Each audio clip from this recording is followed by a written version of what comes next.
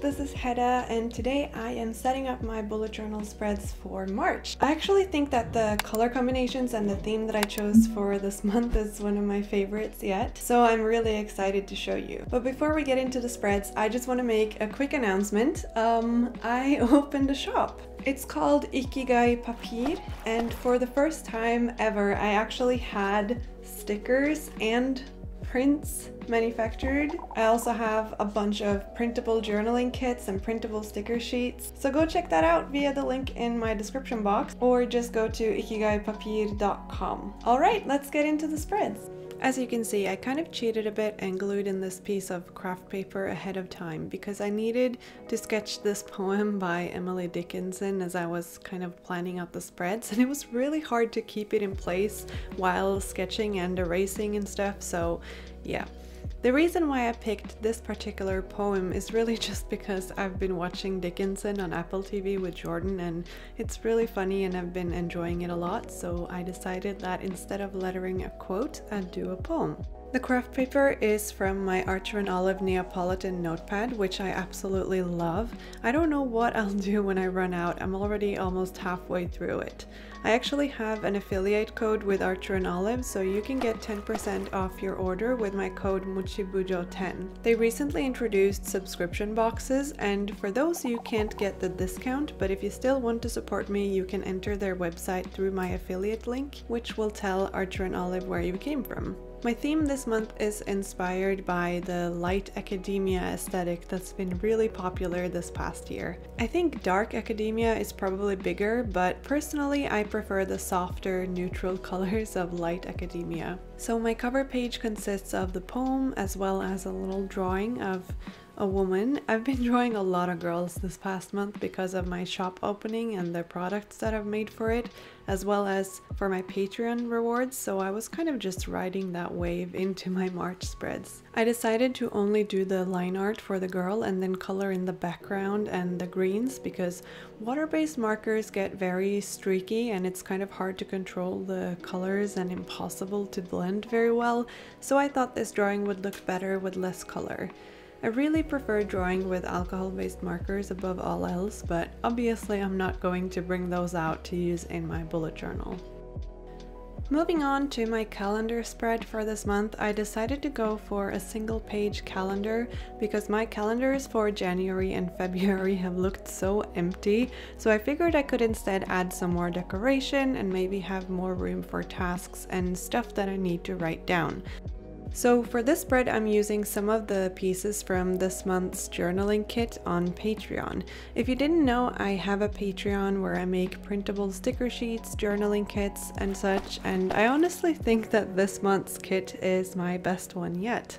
Putting together a spread using printables is definitely something that I had to practice, and I think what makes it look well put together is to use different kinds of components like mixing photos, doodles, solid colors, patterns, for example washi tape, and stickers, while also making room for some hand lettering, for example.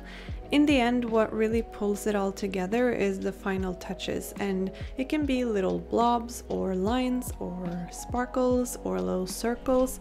Anything that you can draw quite effortlessly actually makes a big impact, so that's my little tip when using printables in your journal. I think that March is my favorite month to letter because M can be written in so many beautiful ways. I know May also starts with an M, but May is so short and March is just perfect because it has 5 letters. If you have a favorite month to letter, do let me know. I'm just thankful none of the months has a K in it because I still can't letter K. So on the right hand side I have a little section for my focus for the month. Basically that is something that I want to focus extra on for the month of March. I also have a section for tasks, that's my monthly to-do list in a way, and then I have a little saying that goes, if the plan doesn't work, change the plan but never the goal. And then I also wrote chapter 3 of 12 because I thought that kind of fit the academia theme. After the calendar, I am making a spread for my focus and my playlist for the month. I spent a long time getting the font right for the headers, and it's actually the same font I'm using in the Patreon journaling kit for this month. I really like it. After sketching it out though, I realized it kind of looks like the Stranger Things font to me. Does anyone else get that association? I used more craft paper from my Artline olive notepad, and the reason why I used the paper from the notepad rather than any scrap craft paper I have lying around is because the Artline olive notepad has dots on it, so it's really easy to line up perfectly with the dots in my journal, and it makes it a lot easier to write on top of it as well.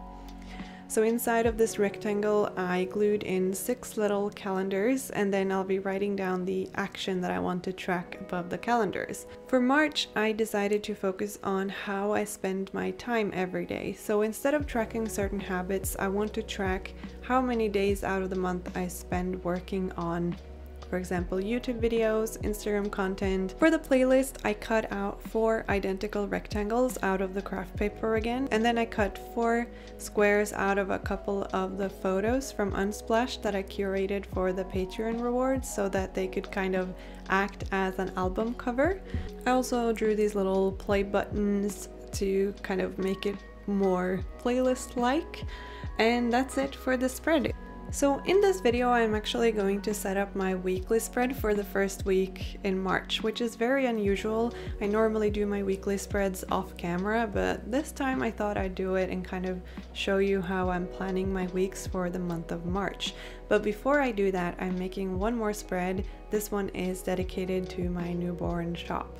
I'm splitting it in 2, with the left side kind of being a page celebrating the launch and showcasing some of the stickers that I made for the launch, and then the right page is going to be a little overview over orders that I will hopefully receive this month. I have no idea if this is going to be too much space or too little, since this is the beginning of my career as a small business owner. But yeah, it's an experiment for March, and it'll work more as a visualization of how the shop is going, because obviously all the orders are recorded digitally. I'm so happy with the business card that I made, and I'm just really excited for this little baby shop and curious to see how it will run. The name Ikigai Papir is a combination of the Japanese word ikigai, which roughly translates to way of life, while papir is the Norwegian word for paper, so that kind of symbolizes what the shop is all about.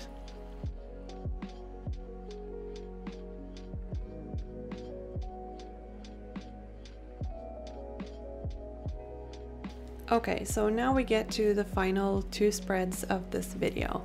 So I find that I really enjoy the journaling aspect of bullet journaling while also needing the structure that a weekly spread provides. So although I have tried and also liked creating the weekly spreads as I go, kind of making one day at a time, adding a little decor here and there when I feel like it, I think that even better for me is to set up the weekly spread to kind of look like a running weekly, so that I can set it up in advance but still be able to have a separate section for events, a section for tasks that week, and then lots of room each day for journaling and note-taking.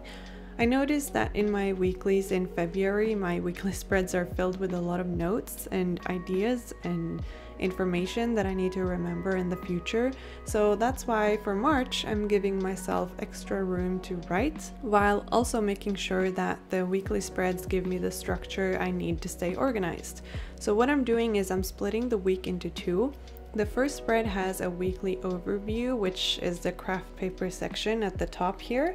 And in this section, I'll write events or deadlines, appointments, stuff like that.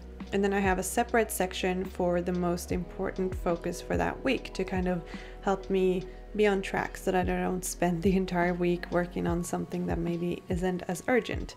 And then I'm kind of just playing around with placing decorations and sectioning off room for the first 2 days of the week, because the rest of the days will be on the next spread. And the second spread for this week will have a bigger tasks list with all the smaller tasks that I need to do, as well as chores and stuff like that. And splitting the week between 2 spreads can be a lot, I suppose, but since I have split the important information over 2 spreads, I'm kind of forcing myself to flip between both of them instead of neglecting one. Or at least that's how I'm thinking now, but we'll see in the end of March how I feel about it.